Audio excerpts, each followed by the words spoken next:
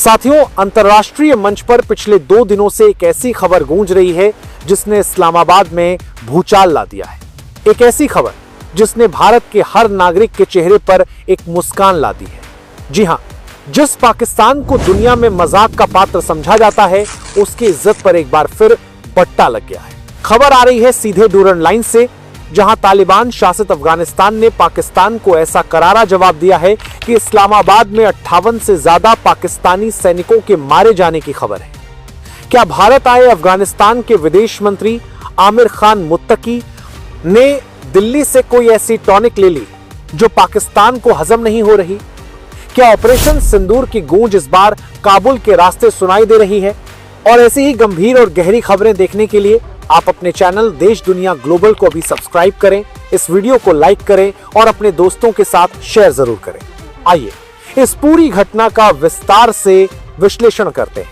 ताजा घटनाक्रम, Durand line पर गोलाबारी। साथियों, यह पूरा घटनाक्रम शुरू हुआ था तब जब अफगानिस्तान के विदेश मंत्री मुत्तकी 7 दिन के लिए भारत के दौरे पर आए हुए थे। यह एक ऐसा कदम था जिसने पाकिस्तान की बेचैनी को बढ़ा दिया था और शायद अमेरिका को भी। दरअसल इसी दौरान पाकिस्तान ने आतंकी संगठन तहरीक-ए-तालिबान पाकिस्तान TTP को निशाना बनाने के नाम पर अफगानिस्तान की राजधानी काबुल में एयर स्ट्राइक कर दी। सोचिए, एक संप्रभु राष्ट्र की सीमा का उल्लंघन, और यह वही पाकिस्तान है जो बालाकोट एयर स्ट्राइक के बाद पूरी दुनिया में रोया था। पाकिस्तान को लगा होगा कि अफगानिस्तान शांत बैठ जाएगा, लेकिन जब मुत्तकी साहब भारत में हमारे विदेश मंत्री श्री S जयशंकर जी से हिज एक्सेलेंसी कहकर गर्मजोशी से मिल रहे थे तो सीमा पर गोलाबारी शुरू हो चुकी थी। शनिवार की रात अफगानिस्तान के सैनिकों ने, खासकर 201वीं आर्मी कॉर्प्स ने डूरन लाइन पर पाकिस्तानी बॉर्डर पोस्ट को निशाना बनाया। कुनार और नागरहार जैसी जगहों पर जोरदार क्लैश की खबरें आई, तस्वीरें आई जिनमें रात के अंधेरे में गोलीबारी का उजाला दिख रहा था। पाकिस्तानी चौकियों पर जबरदस्त हमला हुआ और अफगानिस्तान के अमेरिकी छोड़े हुए टैंकर्स बॉर्डर की ओर बढ़ते दिखाई दिए। शुरुआत में 12 और फिर आधिकारिक तौर पर 58 से ज्यादा पाकिस्तानी सैनिकों के मारे जाने की खबर आई। हालांकि पाकिस्तान ये संख्या कभी नहीं बताएगा।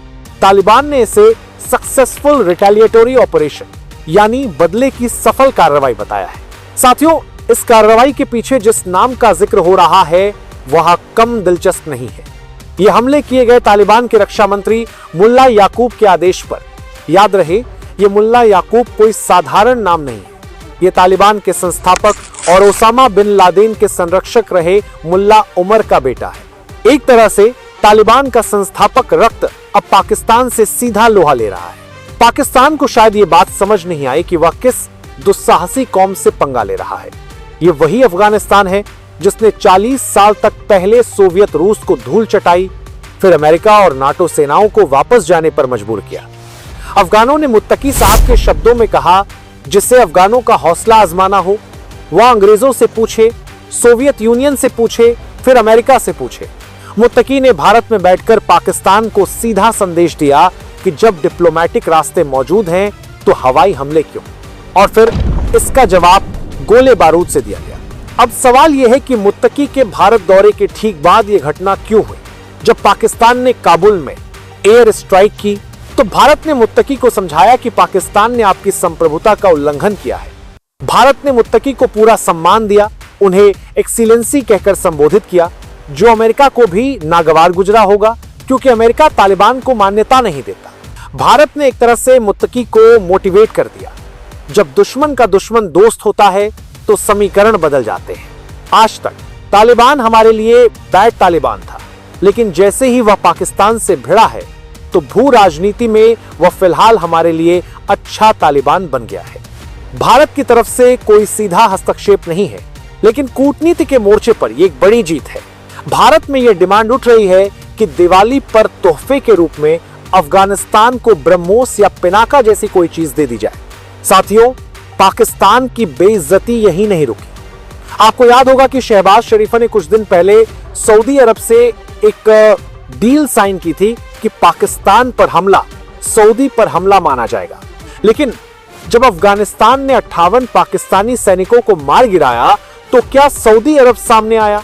जी नहीं। सऊदी अरब ने सामने आकर बयान दिया कि शांति बनाए रखें, झगड़ा मत करिए, और यह भी कहा कि हम उन सबके साथ हैं जो इस क्षेत्र में शांति और स्थिरता को बढ़ावा देने के लिए काम कर रहे हैं। आसान भाषा में सऊदी ने पाकिस्तान को समझा दिया कि हमारी डील केवल पैसों के लेन देन के लिए थी, न कि जंग में कूदने के लिए।